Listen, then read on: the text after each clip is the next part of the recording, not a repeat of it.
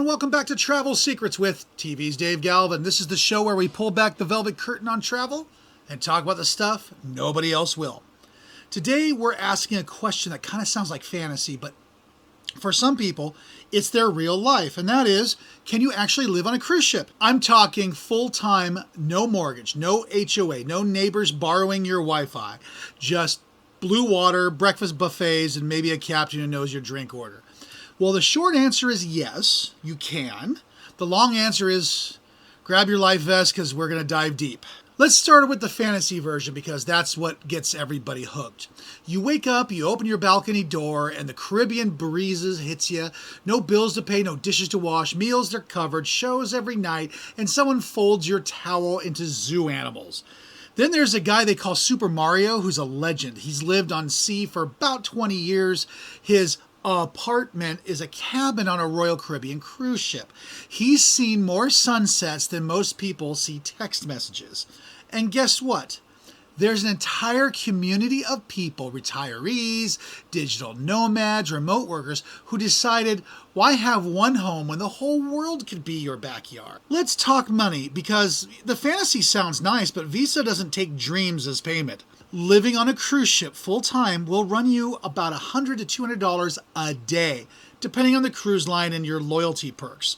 That's $3,000 to $6,000 a month, which sounds like a lot until you compare it to rent, food, car insurance, healthcare, streaming subscriptions, and all the other ways that it bleeds you dry. And remember, the price does cover your housing, your food, entertainment, cleaning, utilities, and travel. You're basically outsourcing your adulthood. Some people even hack it cheaper. They book back-to-back repositioning cruises, negotiate long-term discounts, or snag last-minute deals.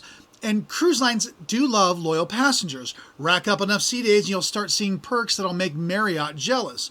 So yeah, it can be expensive, but depending on how you swing it, it might not be insane, especially when you realize it's cheaper than some of those retirement homes. Okay, so let's get practical. How do you actually live on a cruise ship without losing your mind or your socks?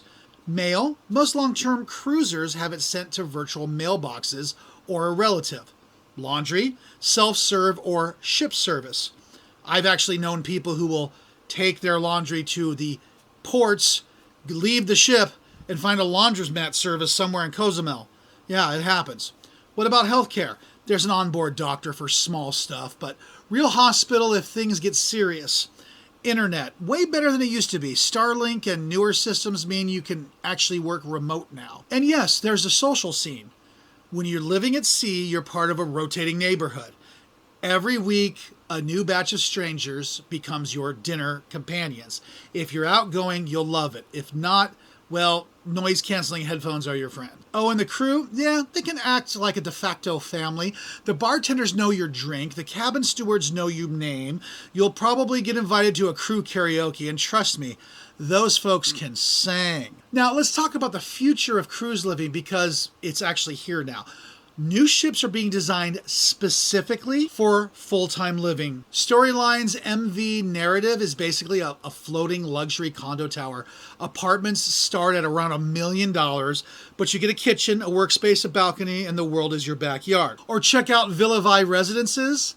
They're repurposing older cruise ships into permanent homes at sea, selling cabins for as low as $100,000 with a monthly maintenance fee. And these aren't retirement ships. They're building them for remote workers and digital nomads and anyone who wants a life less ordinary. Imagine having your Zoom background actually be the Mediterranean. I mean, that's kind of cool.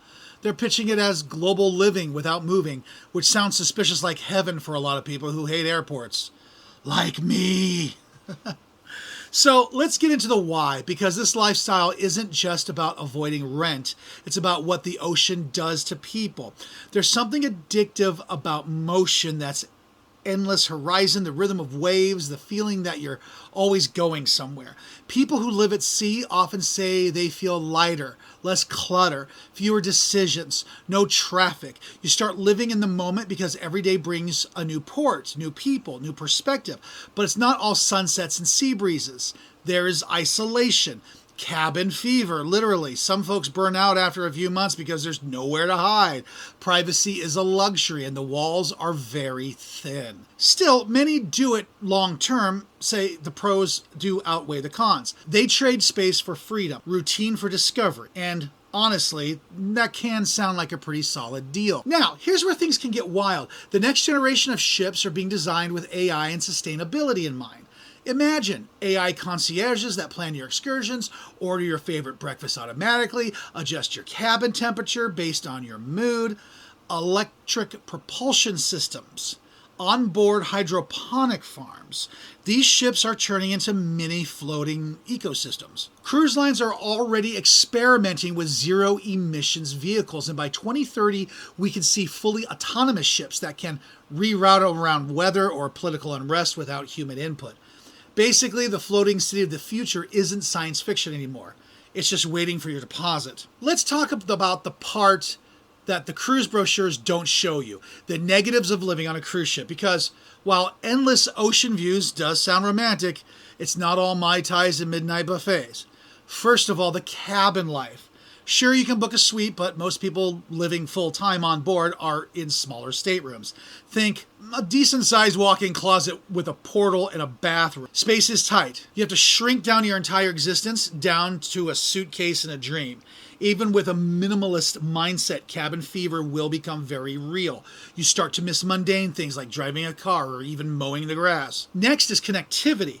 Cruise Wi-Fi has improved, but it's still like trying to download a movie through a potato.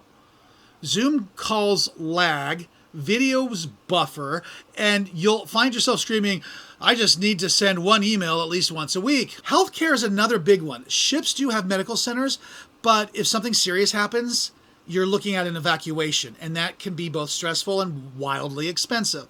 Long-term residents have to factor in regular checkups on land, which does add to the complexity and the cost of your lifestyle. Then there's the social side. You'll meet tons of people, but most are just passing through.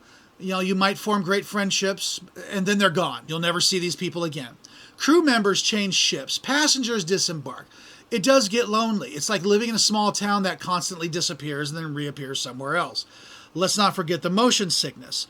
Every season, travelers have their bad days. There's nothing like trying to enjoy your breakfast while the ocean reminds you who's boss. And finally, the too much of a good thing problem. The food is endless. The drinks flow freely. The entertainment never stops. Without discipline, you can end up living in a floating Las Vegas. Your waistline, your wallet, and your sanity will all notice. So yes, it's a dream for many people, but it's not for everyone. The ocean offers freedom, but it also demands flexibility, patience, and a strong stomach. If you're still curious about a life at sea, maybe try a long repositioning cruise or a world cruise segment first. Test drive the lifestyle before you trade your house keys for a key card. So, can you live on a cruise ship? Yes, absolutely. People are already doing it, and the number's growing. But should you? That depends on whether you're running to something or from something. If you crave simplicity, adventure, and waking up somewhere new every morning, it's a dream. If you need space, structure, and Amazon Prime next day delivery, yeah, maybe not. The ocean has a way of stripping life down to its essentials. Beauty, movement, connection. Maybe that's why the idea of living at sea hits so deep. Because for some of us, home was never meant to be one place anyway. Well, that's it for today's episode of Travel Secrets with TV's Dave Galvin. That's me.